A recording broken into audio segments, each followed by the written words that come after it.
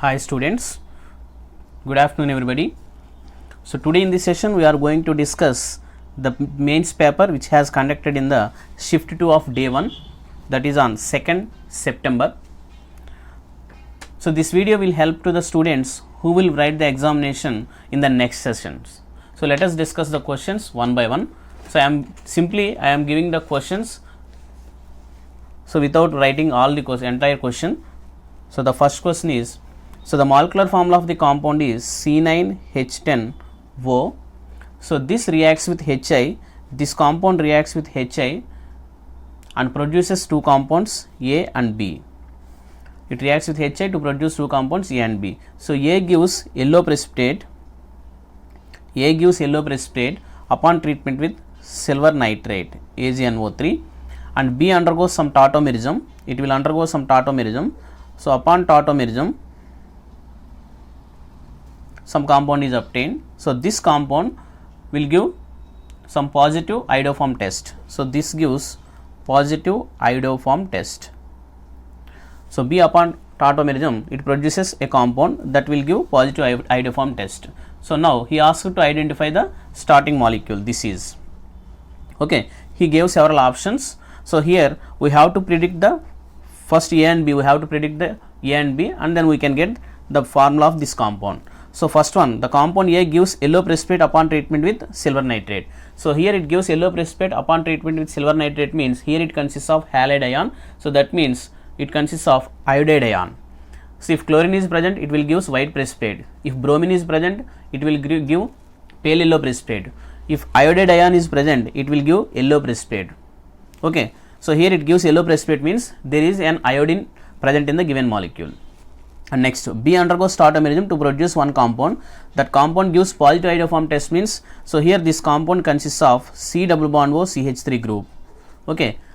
Since this compound gives iodoform test, this compound consists of COCH3. So upon tautomerism of compound B produces COCH3 group. So now let us check the options. So the options are like this. So here he gave a phenyl group. That phenyl group is attached to oxygen and it is attached to CH double bond CH2. So this is one option, and the next option is this one, CH2O CH double bond CH2. So likewise he gave several options. So the correct option is this one.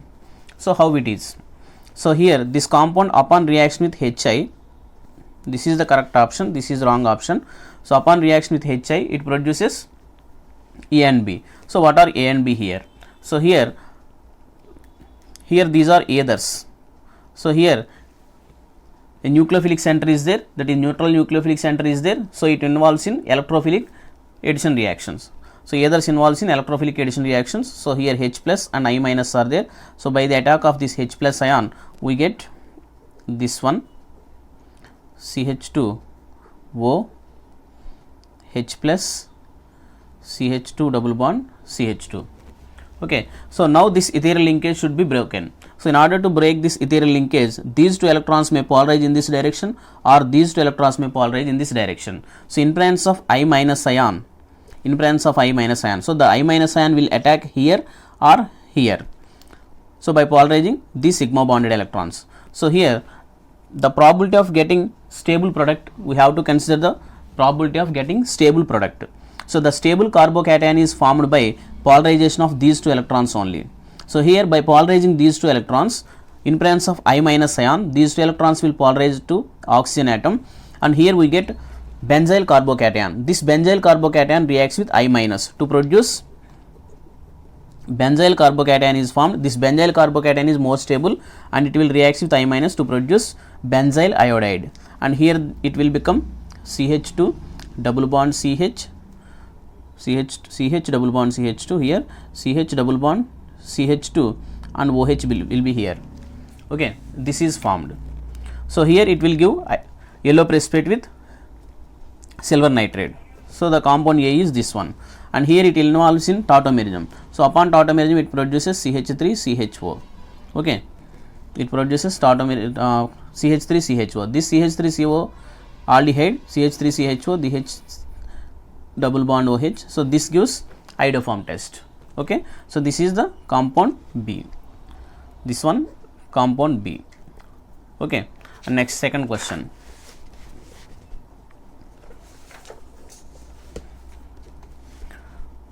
So this paper mainly consists of some organic questions and also problematic questions will also there. So it will take some time. I think the first session question is somewhat easy than this one because questions are also lengthy. So here he asked to predict the product. So here two halogen atoms are there. Upon reaction with alcoholic KOH, it produces what?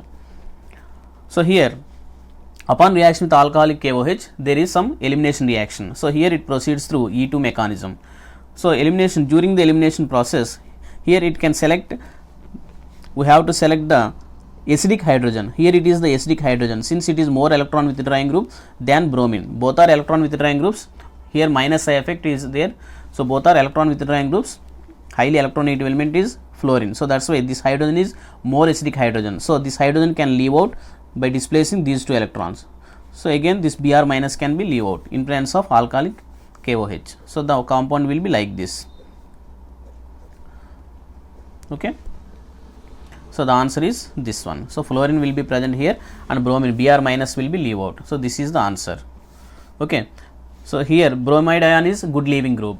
So here the tendency of leaving groups, if the size increases, the tendency of leaving nature increases. So in case of halogens, fluorine, chlorine, bromine and iodine, iodide ion has more tendency to leave out. So iodine is a good leaving group and fluorine is a least leaving group. So in between these two, fluorine and bromine minus ions, so bromine is good leaving group. So in this way we can also predict. And next third one,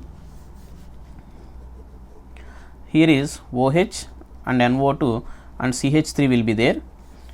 So upon reaction with HNO3 and H2SO4, so here nitration takes place. So what is the product? He asked to guess the product. So upon nitration it will produces NO group. So here we have to consider the ortho para directing groups. Here NO2 is there, this is electron withdrawing group. So minus M effect takes place here. Here the electron releasing group. So that's why here also electron releasing group. So here plus I effect takes place, here also plus I effect takes place. So we have to consider the electron releasing effect only. So electron releasing group is the dominating group here. So if the electron releasing group is present, then ortho and para products are possible. So in between ortho and para product is more dominating. So here this is more electron releasing group than this one. So here according to this one, the para product is this one. So the para position is this one. So here CH3, OH and NO2. So nitration takes place at para position. Both ortho and para positions are, para products are obtained, but para product is the major product. So this is the correct answer. And next one, find the order of acidic strength. Find the order of acidic strength. So here he asked to find out the order of acidic strength in the given molecule. So here he gave this molecule. So here COOH and here C triple bond CH, NO2, OH and OH. So here it is A, here he gave it is C, B, D like this. So here he asked to predict the acidic character. So which is more acidic? This is acetylenic protons. So this is carboxylic proton. So OH group, OH, that is phenolic group here.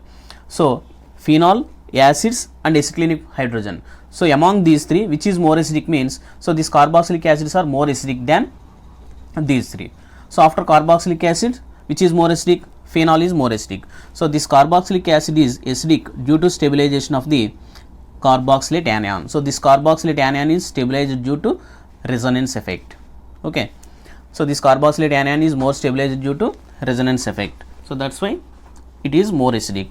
And next one, phenol. So this phenol is more stable by releasing H plus ion. It forms stable phenoxide ion. So that's why these two are more stable. So here an electron withdrawing group is there. So this electron withdrawing group increases the acidic character. Okay. So here phenol exhibit acidic character by absorbing, by donating H plus ion, by accepting these bonded electrons. So here the tendency of accepting bonded electrons increases by the presence of this NO2 group. Okay, so here it can easily donate H plus ion than phenol, because due to the presence of an electron withdrawing group here at the para position, this can easily donate H plus ion to form stable phenoxide ion. Okay, so here it is in para position, here it is in meta position. Here it is in meta position. So that's why this is more acidic. In between these two, this is more acidic proton. Okay, so first option is this one. So B is more acidic than C, and it is more acidic than A, and it is very less acidic among these four. So acyclinic protons are very less acidic. Okay, clear? So here it is the order of acidic strength. So this one is more acidic than this one due to presence of para position, and here it is somewhat less acidic than this one due to present in meta position. Next one, next question. So here he gave two equations. Tertiary alkyl halide reacts with aqueous NaOH to produce a product, tertiary alcohol and NaBr. So here he gave the rate is equal to some constant K into tertiary alkyl halide, and in the second equation he gave the same alkyl halide reacts with base in presence of a solvent alcohol. It reacts with base OH minus in presence of alcohol. Here it produces an alkene and Br minus. So here he gave the rate is equal to some constant K into tertiary alkyl halide and also concentration of OH minus. So here he gave this equation and the rate equations. So here the rate is equal to K into concentration of alkyl halide, means here the rate depends upon the concentration of one molecule, but here the rate depends upon the concentration of alkyl halide and also nucleophile. Here it is the substitution reaction, that is nucleophilic substitution reaction, that means here it proceeds through SN1 mechanism, and here it is an elimination reaction, but the rate depends upon the concentration of both, so that's why it proceeds through E2 mechanism. Okay, here he gave some options, that is the first reaction. In the first reaction the rate depends upon the concentration of both, that means if the concentration of base increases, the rate of reaction increases, that is first statement. Okay, listen carefully, I am not writing the options, listen carefully. So if the concentration of nucleophile increases, the rate of reaction also increases. He gave like that. If the concentration of base increases, the concentration of base increases, the rate does not changes in case of second equation. Likewise he gave some misconceptions. Okay, here you have to understand this is SN1 mechanism, this is E2 mechanism. So the correct option is the rate depends upon the concentration of alkyl halide only. So that means the rate does not depends upon the concentration of base in case of first equation. So in case of first equation the rate depends upon the concentration of alkyl halide only. The rate does not depends upon the concentration of base, but here the rate depends upon the concentration of base also. Okay, clear? So that is the correct option. And next one,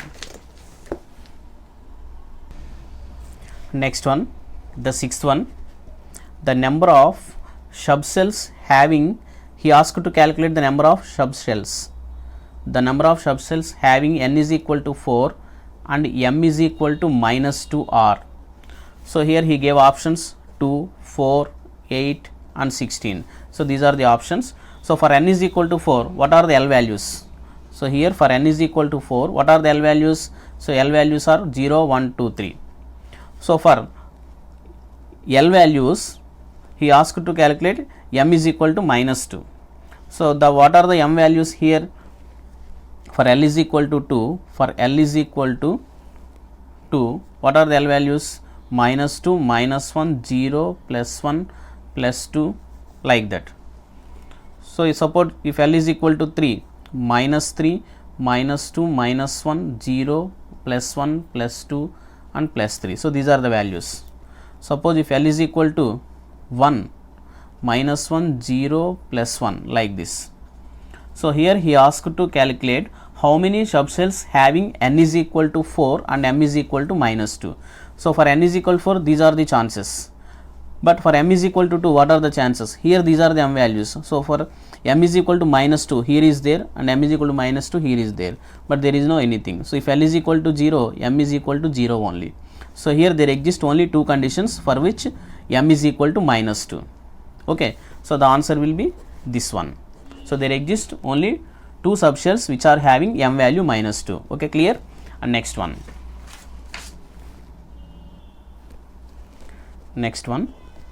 Two acyclic compounds A and B are there. Two acyclic compounds. There are two acyclic compounds A and B. Both are having same molecular formula. The molecular formula of the compound will be C3H6O. Okay, there are two cyclic compounds acyclic compounds A and B which are having the molecular formula C3H6O. So the compound A reacts with Grignard reagent, that is CH3MgBr, and produces C, whereas the compound B reacts with the same Grignard reagent and produces D. So here C gives negative iodoform test. So this is all data given in the question. So C gives negative iodoform test, whereas the C gives positive locus test. It gives positive locus test immediately, that is instant locus test. It gives instant positive locus test, whereas the compound D does not gives any, here it gives negative iodoform test and here it gives positive iodoform test. And it gives locus test after 5 minutes. After 5 minutes it gives locus test. Okay, clear? So here it does not give negative iodoform test, means it gives negative iodoform test, means it does not give iodoform test. That means there is no any COCH3 group. Here positive iodoform test means here there exists some COCH3 group will be there.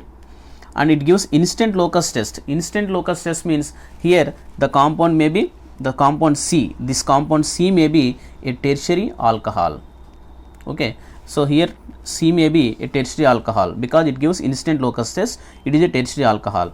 And D, option D, locus test gives locus test after 5 minutes. That means it is a secondary alcohol. Okay, it is a tertiary alcohol and it is a secondary alcohol. So the secondary alcohol consisting of COCH3 group. It gives positive iodoform test. Okay, so what are the correct options here? So here he gave some options like primary alcohol, secondary alcohol, tertiary alcohols. So the correct option is tertiary alcohol, C is tertiary alcohol and D is secondary alcohol. So he asked to identify D and C and D. So here he is tertiary alcohol and this is secondary alcohol. So in the option he gave tertiary alcohol, this is the tertiary alcohol, that is C here, and D. So D gives positive iodoform test. So this should be secondary alcohol containing COCH3 group. It should form COCH3 group. That means the option is this one. This is secondary alcohol. So this secondary alcohol gives positive iodoform test. So here it involves in tautomerism and undergoes,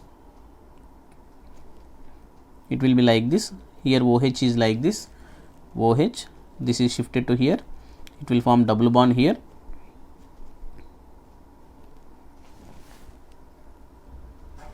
So it will convert into this like. So in case of in iodoform test, so the halogen itself acts as an oxidizing agent. So in presence of that halogen, suppose if it is chloroform or bromoform, if it is bromoform, then so here it is iodoform like this, you can take iodine also. So in presence of iodine, the secondary alcohol undergoes oxidation to produce this one. So here it consists of COCH3 group. So that's why it will give positive iodoform test. Okay, so here the answer is C, this one, and this is D. So this is secondary alcohol. Okay, clear? So this upon oxidation produces COCH3 group. So that's why this gives positive iodoform test. Okay, clear? And next one. So next 8th one, here he gave sucrose upon hydrolysis produces two compounds A and B.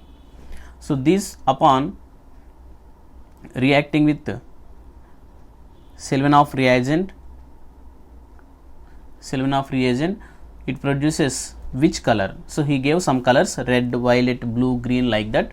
So he gave some colors. So sucrose upon hydrolysis, it produces two compounds A and B. So what are these two compounds? One is glucose, other one is fructose. So this mixture upon reaction with Selivanov reagent, it produces which of the following color. So what is meant by Selivanov reagent? So Selivanov reagent means it is a mixture of resorcinol and concentrated HCl. So here this is resorcinol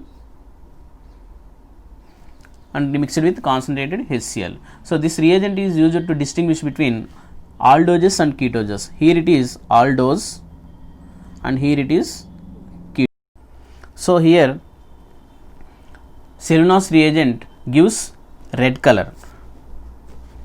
It gives red color. So the correct option will be red color.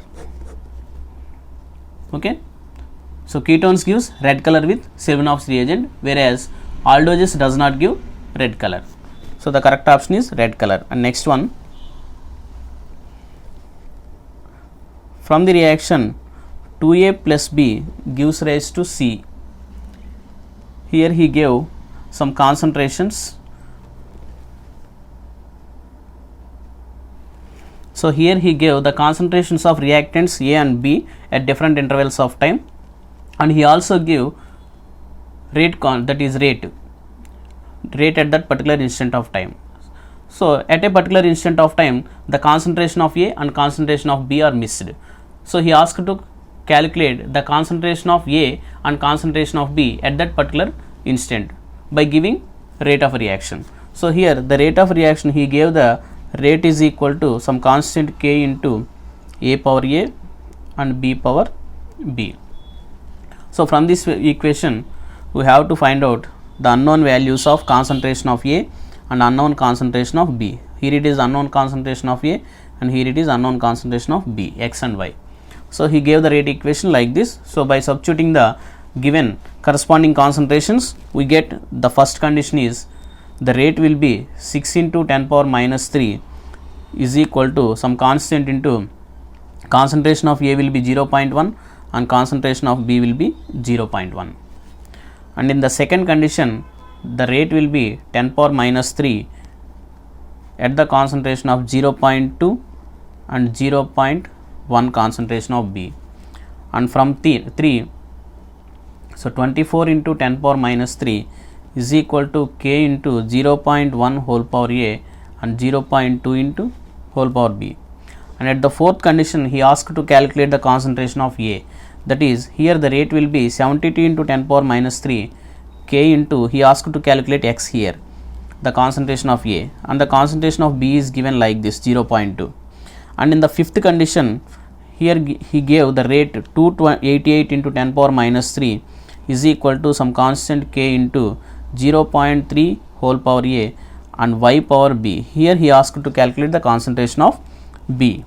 Okay, he gave the rates and concentration of A and concentration of B. So at two different conditions, he asked to calculate the concentration of A and concentration of B. Okay, clear? So now we have to calculate, first we have to calculate the powers, that is A and B. So in order to calculate this A and B, we have to take any one of these three reactions. So by taking any two of these three reactions, we can calculate A and B. So let us take the reactions 1 and 2. So dividing the equations 2 and 1, so then we get 2 by 1 implies 12 by 6, that equal to 0.2 whole power A into 0.1 whole power B divided by 0.1 power A and 0.1 power B. So by cancelling these two, we get 2 is equal to 0.2 by 0.1 whole power A. So that is simply 2 is equal to, this is 2 power A. So therefore A is equal to 1. Okay. So by taking these two equations, we get 1 and 2, we get A is equal to 1. So if you take 1 and 3, from these two equations we can get B is equal to 2. So by these two we get A and B. So from these two you can calculate X and Y. So here in order to calculate X and Y, we have to consider 3 and 4. We have to consider any one of these 3 and 4. In order to calculate Y, we have to consider any one of these 3 and 5. So now we are considering 3 and 4. So from 3 and 4, so let us take 4 by 3, 4 divided by 3. So this fourth equation 72 into 10 power minus 3 divided by 3 means 24 into 10 power minus 3 is equal to k into x power a 0.2 whole power b divided by k into 0.1 into 0.2, okay, whole power b. So these two will get cancelled, and here a means 1, so x by 0.1, so this will become 3 times, okay. So x is equal to how much? 0.3. So like this the concentration of x, here the concentration will be 0.3. So in the same way we can also calculate y value, this value. So by taking equation 1 and 5, so simply from 1 and 5 we can calculate y value also. So dividing these two equations, 5 by 1, you can check it, dividing 5 by 1, then we can get y. So the answer will be 0.4. So here he asked to calculate y and x. So this is the correct option, okay. And next one,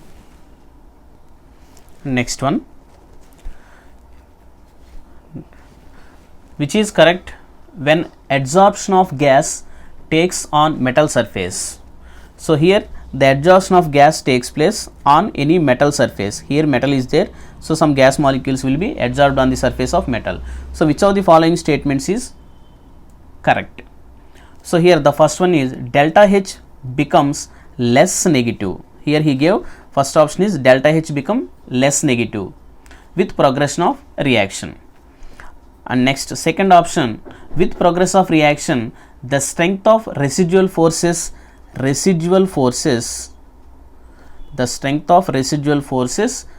increases. He gave like this. And third one, ammonia is adsorbed more than nitrogen. So ammonia is adsorbed more than nitrogen. So the rate of adsorption of ammonia is more than nitrogen. And next fourth option, the equilibrium concentration of adsorbate increases with increase of temperature. So the equilibrium concentration of adsorbate increases with increase of temperature. So with increase of temperature the adsorbate increases, that is the process of adsorption increases. So here he asked the adsorption is adsorption of gaseous molecules on metal surface. Here it is a chemical adsorption. So here delta H becomes less, the first option is delta H becomes less. So here for any adsorption process the delta H will be negative, because so during adsorption process the surface, on the surface of the adsorbent the residual forces will decreases. So due to decrease in residual forces some amount of energy is released. So that energy released means it is an exothermic process. So the delta H value will be negative. So during any adsorption the residual forces on the surface of metal or surface of adsorbent will decreases, okay. The residual forces decreases. Here he gave the residual forces increases. So this is wrong option.